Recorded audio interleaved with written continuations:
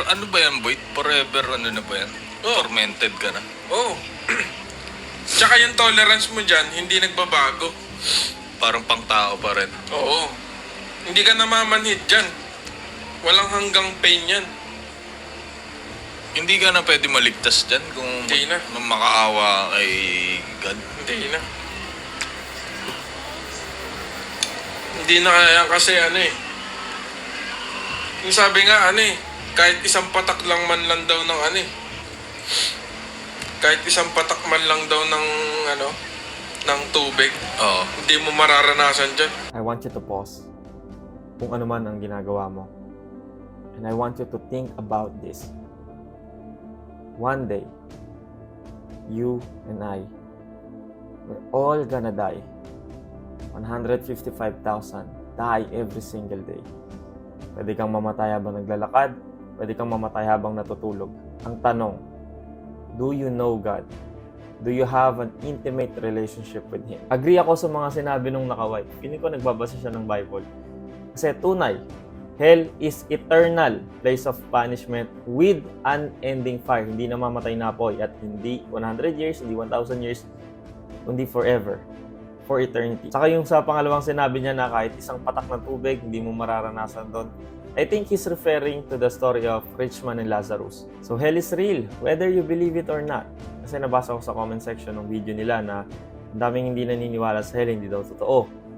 Alam niyo ba na Jesus talked more about hell than heaven? Tapos sasabihin na naman dyan ng mga hindi naniniwala sa Diyos. Ba't naman kami maniniwala kay Jesus? Fictional character lang naman yan. No. Historical evidence prove that Jesus died and rose from the dead. At kung may patunay na si Jesus ay namatay at muling nabuhay, ibig sabihin, totoo lahat ng nasa Biblia. Bakit? Kasi halos lahat ng prophecy ay napulfill na ni Jesus Christ. Pero gusto kong malaman nyo na yung hell ay ginawa ng Diyos para kay Satan at sa mga anghel niya, yung mga demonyo. So if you go to hell, it's your choice. Imagine, diba? 2 days lang tayong hindi matulog. Ang bigat-bigat na sa pakiramdam.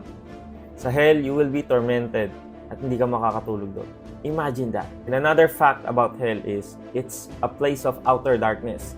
Why outer darkness? Tandaan nyo, ang hell ay permanent separation from God. At sa hell, hindi mo na mararamdaman ang presence ni God. God is light. So kung wala ang presence niya, outer darkness ka. Unfair ba ang Diyos dahil may mga taong mapupunta sa hell? No. Araw-araw niya tayo binibigyan ng chance at opportunity para tanggapin ang libreng regalo. Ino-offer niya sa atin libreng regalo ng kaligtasan through Jesus Christ. Pero may mga taong patuloy na nire-reject yun. Minsan iniinsulto pa nila ang Diyos. Kaya kapag namatay sila without Jesus Christ in their life, they will surely go to hell. Why? Because Jesus is the only way. Ganun lang kasimple. Jesus is the way to eternal life. Ang katotohanan ay imposible sa ating mga tao ang makapunta sa langit.